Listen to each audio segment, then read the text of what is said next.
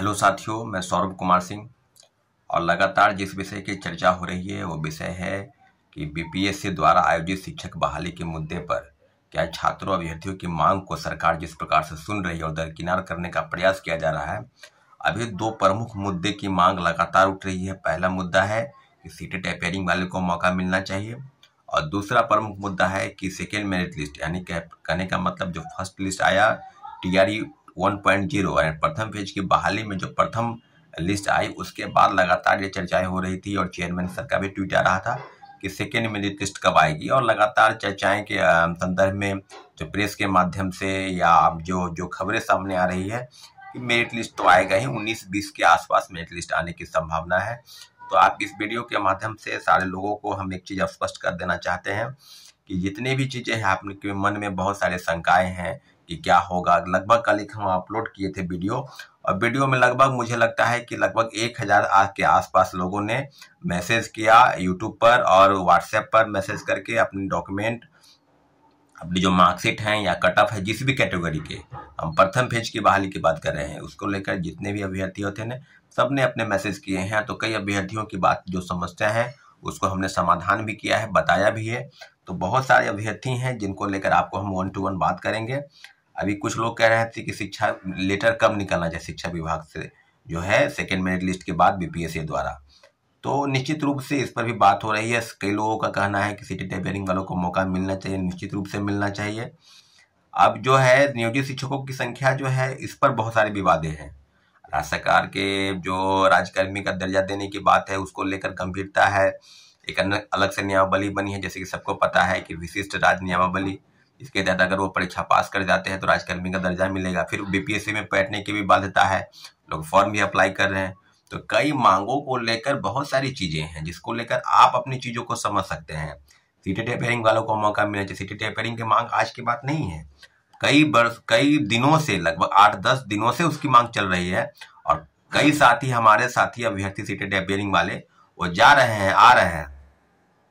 तो आपको हम हर चीजों का जो डाटा है वो आपको हम बता दें कि साथ ही सब चीजों पर जो बातें हैं उसको लेकर जो चीजें सामने अब आई हैं हम आपको स्पष्ट कर देते हैं कि क्या होने चाहिए। तो सीटेट अपेयरिंग जो लगातार बात है कि क्या होगा, सीटेट अपेयरिंग वाले को बीटेट वाला होना चाहिए। बीटेट 2017 में हुआ था, 6 वर्ष बीत गए, उसकी भी तैयारी चल रही है। बीटेट कब होगी नहीं होगी उसका भी बात होना चाहिए। तो सप्लीमेंट्री रिजल्ट को लेकर जितनी भी चीजें हैं, कितने भी परीक्षार्थी हैं, सब लोग मैसेज कॉल कर रहे हैं कि क्या होगा नहीं होगा।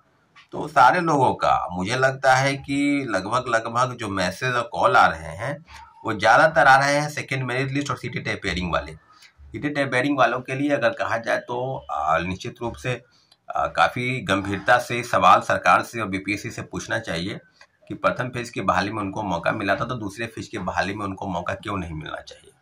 लगातार वो बात, अपनी जो बातें हैं, जो मंशा है वो जाहिर कर रहे हैं। और कई लोग हैं जो बता रहे हैं कि क्या है नहीं है, सारी चीजों पर जो भी बात है। तो हम आपको बता दें कि कई लोगों का मैसेज आ रहा है कि हम जो है सो प्रोटेस्ट के लिए तैयार हैं, चाहे सीटेट अपेयरिंग वाले हो चाहे सेकेंड मेरिट लिस्ट वाले हो।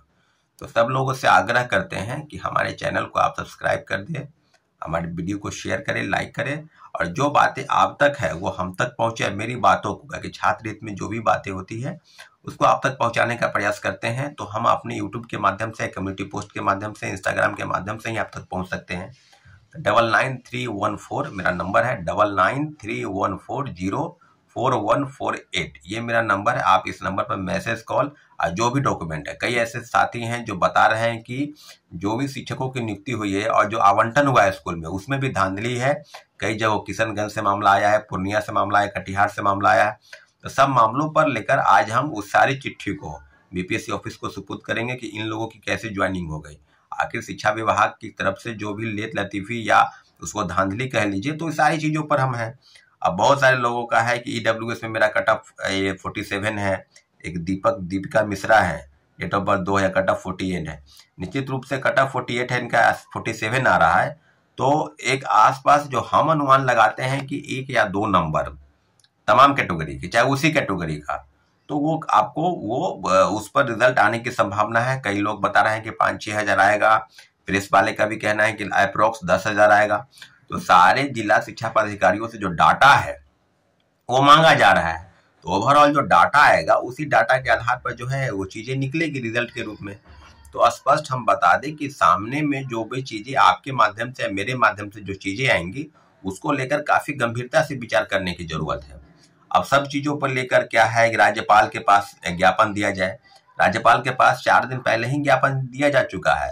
राज्यपाल एक दिन जिस दिन हम लोग गए थे उसमें राज्यपाल, शिक्षा विभाग, मुख्यमंत्री सचिवालय और बीपीएससी चारों को आवेदन दिया गया था।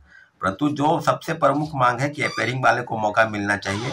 प्रथम फेज की बहाली में मिला था तो दूसरे फेज की बहाली में भी इन लोगों को मौका जरूर मिलना चाहिए। कुछ और हैं लोग जिसके लिए काफी मैसेज और कॉल आ रहे थे। आपको हम बता दें कि ईडब्ल्यूएस मेल 55 है और कट ऑफ 56 गया है। तो हम सब लोगों का, जिन लोगों के हम स्पष्ट कर दें, किसी को खुश करने की और उसको दुख पहुंचाने का कोई इरादा नहीं है। स्पष्ट है कि 1 नंबर या 2 नंबर या उसी कट ऑफ पर आप तमाम कैटेगरी के अगर लोग हैं तो उम्मीद करते हैं कि अगर वो रिजल्ट 15,000 से 20,000 तक जाता है तो फिर आपकी अनुमानतः आप उस कट ऑफ में आ सकते हैं। परंतु जब रिजल्ट थोड़ा कम आएगा, अगर 10,000 आएगा तो संभवतः उसी कट ऑफ पर या 1 नंबर कम वाले का उसमें आने के चांस है। अब किसी को लेकर आप कुछ गलतफहमी अगर आप पाल लीजिएगा कि क्या होगा नहीं होगा, तो 2 प्रमुख मांग सीटेट अपेयरिंग और मौका मिलना चाहिए सेकेंड मेरिट लिस्ट का जो है उसकी उम्मीद। तब सब चीजों पर जो है लगातार मैसेज कॉल आ रहे थे और लगभग 1,000 से ज्यादा मैसेज यूट्यूब के माध्यम से और कल लगभग 350 से 400 मैसेज आए हैं आपको व्हाट्सएप पर और कॉल करके। तो सारे लोगों से हम रिक्वेस्ट करते हैं कि आज भी सीटेट अपेयरिंग की मांग को लेकर एक प्रोटेस्ट होगा। आपको हम बता दें कि आप लोग जो भी कहीं भी हैं वो पटना में आकर रहें और जहां भी आंदोलन होगा आप उसमें शरीक हों, क्योंकि जो चीजें मांग है वो आपकी जरूर सुनी जाएगी। सरकार तक हम लोग पहुंचाने का प्रयास कर रहे हैं।